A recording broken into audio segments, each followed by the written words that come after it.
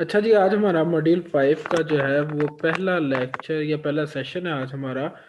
और मॉड्यूल 5 का जो हमारा ओवरऑल एक सिनेरियो या सिलेबस है ना, उसके अंदर ये है कि हमने एक तो फायरबेस को एक्सप्लोर करना है। फायरबेस के अंदर क्या क्या चीज़ें हैं। फायरबेस बेसिकली एक पूरा बैकएंड है गूगल की तरफ से, हम अभी उसको देखते हैं उसके अंदर कौन कौन सी सर्विसेज अवेलेबल हैं।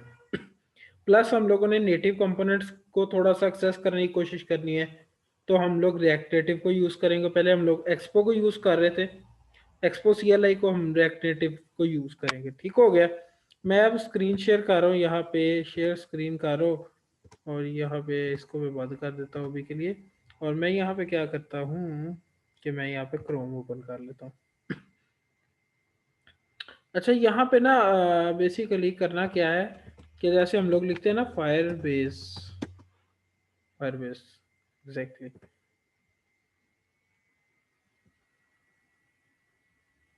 यहाँ पे एक फायरबेस है बेसिकली। अच्छा, फायरबेस पे जाने से पहले ना मैं यहाँ पे क्या करता हूँ कि react native CLI versus expo CLI use कर लेता हूँ। वर्सेस एक्सपो, पहले हम लोग मे भी इसको देखें थोड़ा सा और फिर हम फायर, आज हमारा जस्ट इंट्रोडक्टरी सेशन है। तो हम यहाँ पे ना इसको देखते हैं बेसिकली। ये तो स्टैक ओवरफ्लो का लिंक ओपन हो गया है। मुझे बेसिकली कंपैरिजन बना हुआ चाहिए। हाँ, हम यहीं से देख लेते हैं इसको। मेरा साथ, मुझे साथ चाहिए बेसिकली। अहमद, आप दोगे साथ यार? जी जी। तो ये बेसिकली हमारे पास एक्सपो है। पहले हम एक्सपो जो हम अभी तक काम कर रहे थे 4 मॉड्यूल्स तक, वो बेसिकली हमने एक्सपो को यूज़ करके किया ना। बड़े जी पटाख के हम लोग लिखते थे एक्सपो इंस्टॉल ब्ला ब्ला एक्सपो स्टार्ट, सॉरी। तो वो क्या करता था, प्रोजेक्ट को स्टार्ट कर देता था एंड्रॉयड पे या हमारे एमुलेटर पे। लेकिन नेटिव ऐसे ही है। डेवलपमेंट में ये इन्वायरमेंट थोड़ा सा नहीं होता। अब क्या करते हैं, हम एक्सपो के एडवांटेजेस और डिसएडवांटेजेस देखते हैं। और साथ ही हम बाद में रिएक्ट नेटिव सीएलआई को देखते हैं, उसकी क्या एडवांटेजेस और डिसएडवांटेजेस है। सही है। ठीक है। तो ये आप पढ़ो। हाँ, Advantages of Expo. Setting up a project is easy and can be done in minutes. सही हो गया। हमने देख लिया कि प्रोजेक्ट बनाना और करना बड़ा आसान है। बिल्कुल। You can open the project while you are working on it. सही हो गया। हम प्रोजेक्ट को पे वर्किंग भी कर रहे हैं और साथ साथ हमने ओपन भी किया हुआ है, एंड अदर ठीक पीपल है। भी एक्सपो के अकाउंट के जरिए। ठीक हो गया। Yes. Sharing the app is easy. You do not have to send the whole .apk or .ipa file. IPA file होती है आईफोन के लिए, आईफोन एप्लीकेशन। ठीक है। ठीक हो गया। और एपीके इस तरह एंड्रॉयड के लिए होती है। ठीक है। No build necessary to run the app. अच्छा, बिल्ड क्या चीज़ होती है हम लोग देखेंगे बेसिकली। लेकिन कोई बिल्ड नहीं हो, मतलब कर होना पड़ता है एप्लीकेशन को। नेटिव बिल्ड नहीं होना पड़ता, एक्सपो मैनेज कर लेता है। ठीक है। ठीक है। Integrate some basic libraries in a standard project. Push notifications, asset manager, etc. हम्म। ठीक है, आप आगे पढ़ो। You can eject it to ExpoKit and integrate native code, continuing using some of the Expo features but not all of them. अच्छा, यहाँ पे ना हमारे पास एक एक्सपो है, एक रिएक्ट नेटिव है, एक्सपो किट के नाम से भी होता है, जिसमें नेटिव कोड भी होता है प्लस एक्सपो भी यूज हो रहा होता है। सही है। ठीक है। Yes. Hmm. Expo can build .apk and .ipa files. Distribution to stores possible with Expo. हाँ, तो मतलब एक्सपो के अंदर भी हम लोग बिल्ड बना सकते हैं। ये मैंने तुम लोगों को नहीं अभी तक करवाया, लेकिन एक्सपो में भी हम लोग बिल्ड बना सकते हैं। डॉट एपीके और डॉट एस एन भैया पे आगे हमारे साथ। डॉट एपीके और डॉट जो आईपीए है ना, यानी आईफोन एप्लीकेशन या एंड्रॉयड का जो पैकेज होता है, मतलब पूरा एप्लीकेशन का, हम ये दोनों चीज़ें एक्सपो के जरिए बिल्ड कर सकते हैं। मतलब हमारे पास ये फाइल्स आ सकती है। ठीक है, लेकिन इसका ठीक है। फाइल साइज बहुत ज़्यादा लार्ज होता है, इसलिए हमने ये काम अभी तक नहीं किया। हम आप एक्सपो की ऐप के जरिए डिबगिंग वगैरह मैनेज कर रहे थे। सही है। आप नीचे डिसएडवांटेजेस के अंदर देखोगे ना, तो ये चीज़ हम लोग को मिल जाएगी वहाँ पे। सही है। You cannot add पढ़ूं इसको. बिल्कुल बिल्कुल. You cannot add native modules, hmm. probably a game changer for some. Hmm. Native modules भी You उसके अंदर cannot ऐड कर सकते हैं ना. नेटिव मॉड्यूल्स जो नेटिव चीज़ें होती हैं. you cannot use libraries that use native code in Objective C or Java. और जावा और ऑब्जेक्टिव सी के अंदर जो लाइब्रेरीज हैं जो नेटिव सपोर्ट के लिए हैं उनको नहीं आप यूज़ कर सकते. नेटिव तक तो वो एक्सेस ही नहीं देता ना.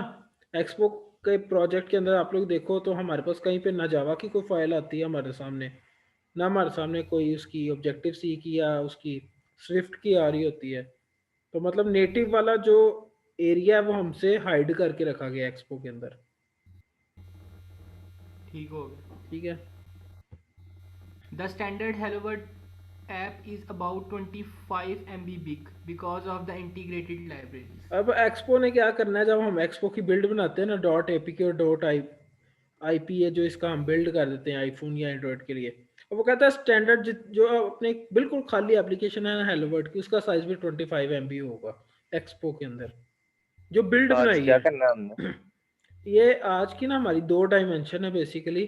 ये पूरे मॉड्यूल की दो डायमेंशन है. एक तो हमने रिएक्ट नेटिव को एक्सप्लोर करना है जो रिएक्ट नेटिव CLI है, और दूसरा हमने फायरबेस को देखना है. ठीक है. तो मैंने यहाँ पे फायरबेस की भी टैब ओपन ठीक की है. हुई है. तो हम लोग कभी बेसिकली देख रहे हैं एक्सपो वर्सेस रिएक्ट नेटिव क्या इसमें हो सकता है क्या नहीं हो सकता उसमें क्या हो सकता है और क्या उसके नुकसान होते हैं. सही है.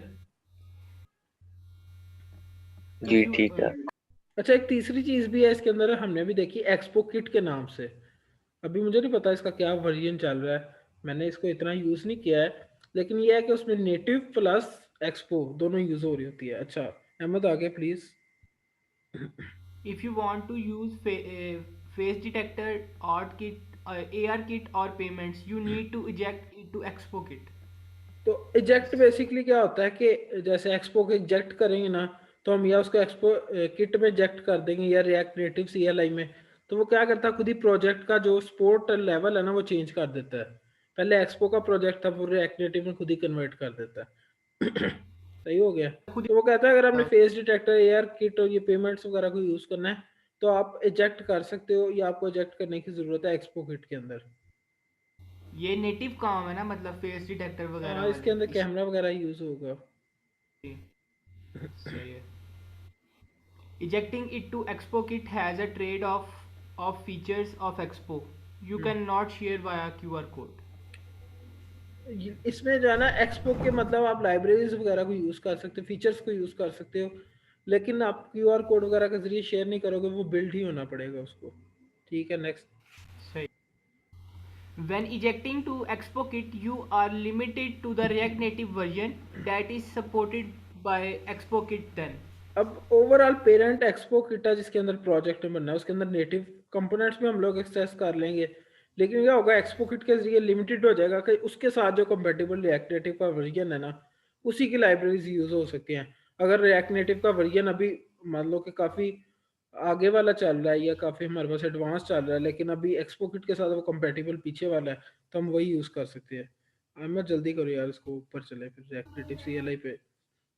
Debugging in Expo is a lot more complicated since it mixes two languages and different libraries. Hmm. No official Expo support anymore. तो एक्सपो को इतना सपोर्ट नहीं करता एक्सपो किट को. ठीक है, यही है इसका. ये इसका एडवांटेजेस और डिसएडवांटेजेस हो गए.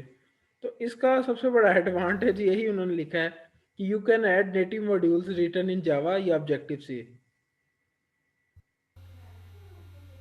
ऐसे ही है.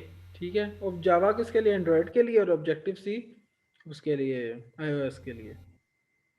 डिसएडवांटेजेस इसके अब पढ़ो जरा इधर से तुम लोगों को पता लग जाएगा कि आज का काम क्या क्या करना है तुम लोगों ने अपने लैपटॉप के साथ.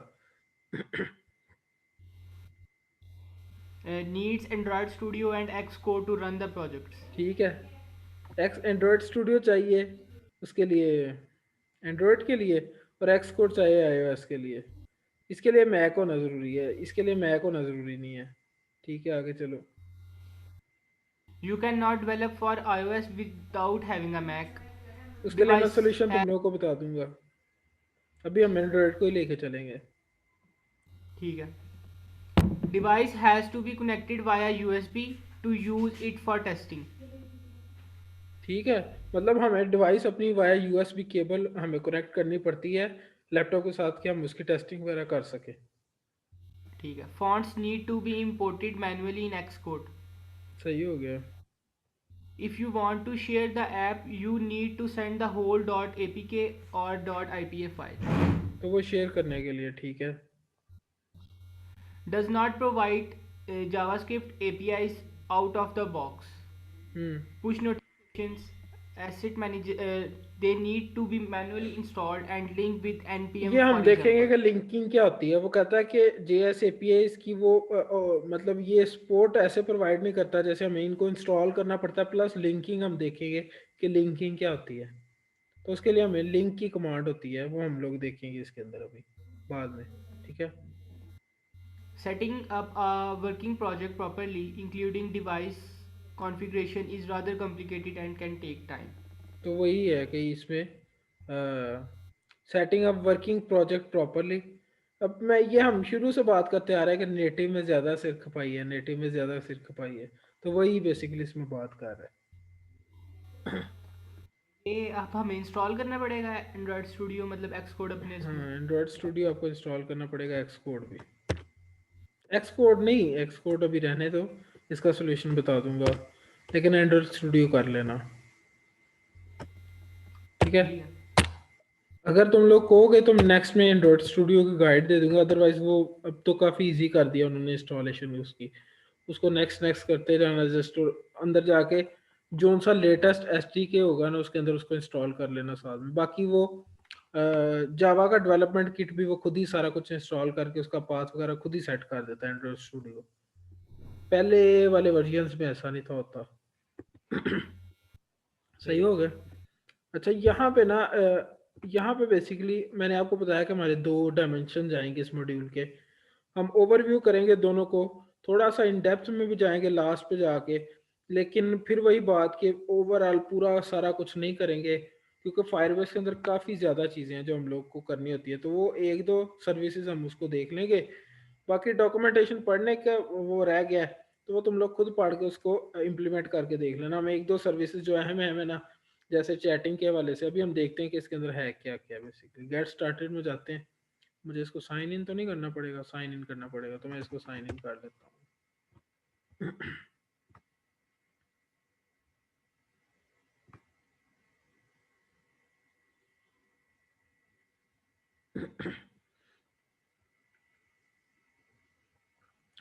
तो यहाँ पे बेसिकली हम इसके डॉक्यूमेंटेशन के अंदर जाते हैं. सबसे पहले है क्या है इसके अंदर.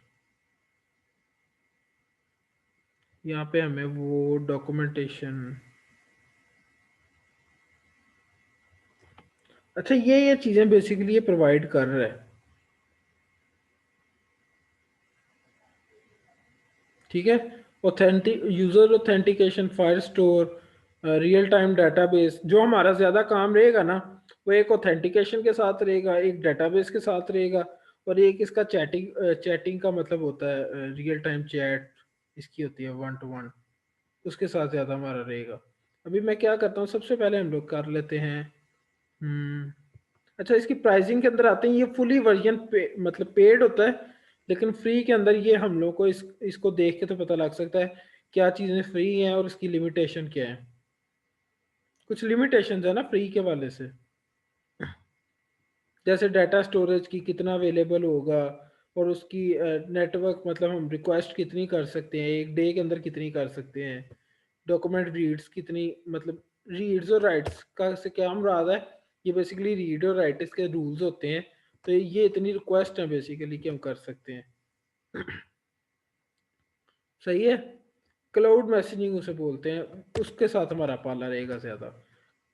क्लाउड मैसेजिंग और इन ऐप मैसेजिंग इसको देख लेंगे. ठीक हो गया.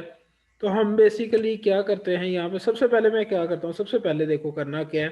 क्रिएट अ प्रोजेक्ट पे मैं क्लिक करता हूँ और मेरे प्रोजेक्ट का नाम होगा फायरबेस डेमो. कुछ इस तरह से फायरबेस डेमो. ये यूज कर लेता हूँ.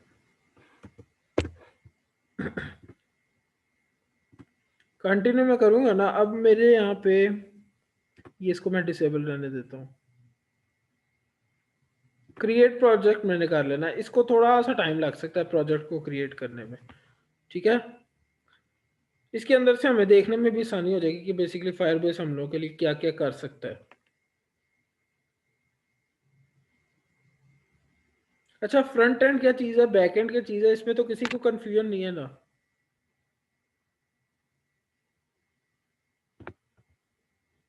हसन भाई हैं, अहमद हैं, फ्रंट एंड और बैक एंड क्या जी जी ओके है। क्या चीज़ है, ये क्लियर है सबको। अहमद आपको भी? जी जी। ठीक हो गया। फायरबेस बेसिकली हमारे लिए बैक एंड सर्विसेज प्रोवाइडर है गूगल की तरफ से। तो मेरा प्रोजेक्ट रेडी है, मैं कंटिन्यू करता हूँ। अब यहाँ पे हमने करना क्या है, जस्ट इंट्रोडक्शन के लिए हम लोग आज इसको देखेंगे, एक मेन करने वाला काम हम लोग कल करेंगे। अच्छा, ऐप डाटा जो है ना इन मिली सेकेंड, एक तो ये सर्विस बड़ी फास्ट है। Store and sync app data in millisecond, उसके लिए हमारे पास ऑथेंटिकेशन क्लाउड फायर स्टोर, और उसके बाद यहाँ पे क्रैश लिटिक्स परफॉर्मेंस, ये बेसिकली हम लोग उसकी चेक कर सकते हैं।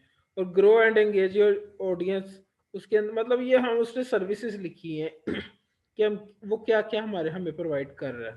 और फिर अगेन उसके अंदर कंस्ट्रेंट्स हैं फ्री फ्री फायरबेस के अंदर और पेड वाले वर्जन के अंदर, सही है। अच्छा, हमने इसमें अगर हम यहाँ लेफ्ट साइड पे देखो तो पूरा प्रोजेक्ट का ओवरव्यू है। अगर हम इसकी सेटिंग्स के अंदर आए और यहाँ पे यूजर्स एंड परमिशंस के अंदर आओ ना, अगर तुम लोग यहाँ पे जस्ट अ सेकेंड। अच्छा, बिल्ड के अंदर हम लोग अगर आए और हमें हमारा जो मेन मकसद है ना वो डेटाबेस है बैक एंड पे। अभी स्टार्ट के लिए, बिल्कुल स्टार्ट के लिए सबसे पहले हम लोग डेटाबेस को देखेंगे, सही है। अच्छा, यहाँ पे मैं क्या करता हूँ, अगर अगर अगर मैं एक दफ़ा ना स्टॉप शेयर करके अपना साउंड साथ में शेयर कर रहा हूँ, तो देखते हैं वो हमें क्या बता रहे हैं भाई। एक second.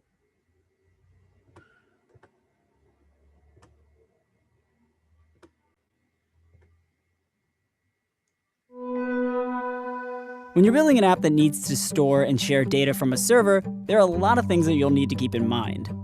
Setting up and maintaining a database can be a hassle. And if you want your data synchronized in real time or need offline support, well, now you're talking some serious time commitment. But with the Firebase Real-Time Database, you can get that time back. The Firebase Real-Time Database lets you store and sync data between your users in real time. This makes it easy for your users to access their data from any device, web or mobile, and it helps your users collaborate with one another. Whenever you update data in the real-time database, it stores the data in the cloud and simultaneously notifies all interested devices in milliseconds.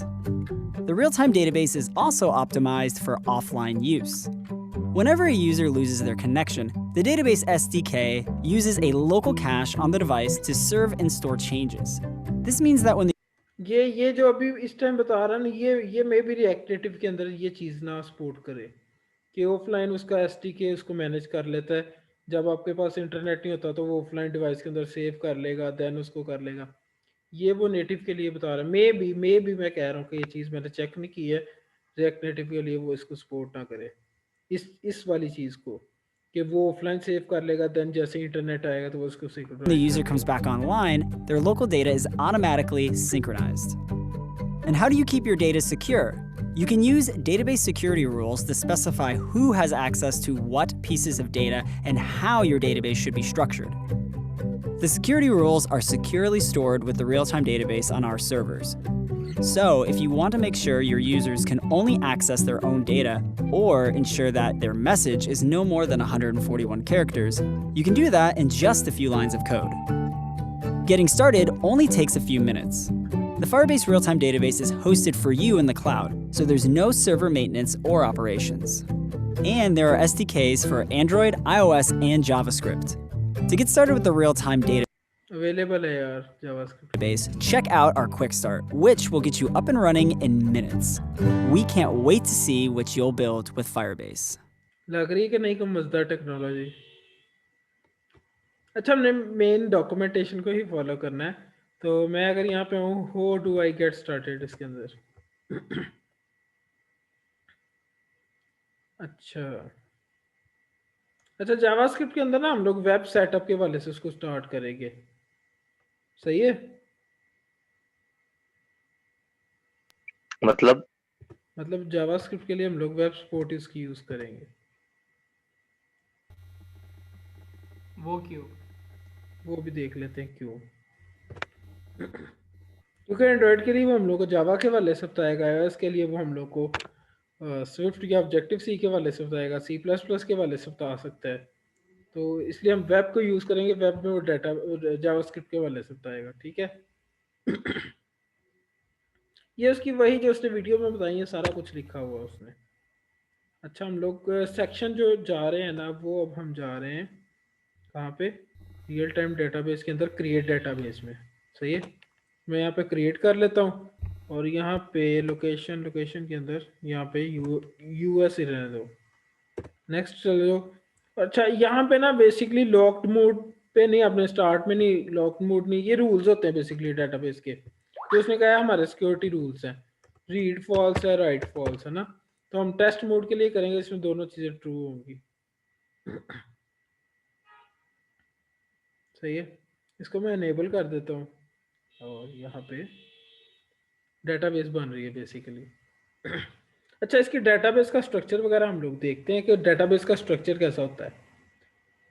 अगर तुम लोगों ने SQL वगैरह की है ना, तो ये उस तरह से डाटा को सेव नहीं करता, इसमें बेसिकली एक जेसन की ही फॉर्मेट में, जेसन से मिलते जुलते फॉर्मेट में डाटा सेव हो रहा होता है, सही है। लाइक ये हमारे पास इसका मेन है जिसके अंदर नल है, सही है। इसको मैं नल को खाली करके इसके अंदर मैं क्या करता हूँ, एक क्रिएट कर, इसको मैं एक सेकेंड,